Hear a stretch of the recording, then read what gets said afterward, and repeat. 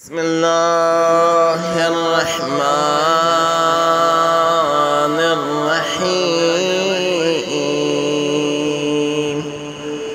اللهم صل على محمد وآل محمد.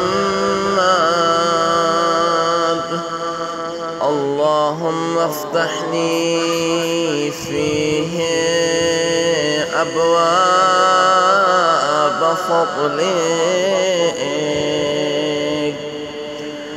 وأنزل علي فيه بركاتك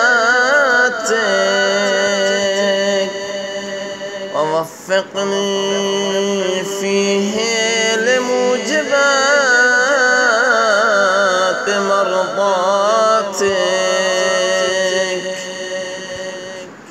وأسكنني فيه بحبوحات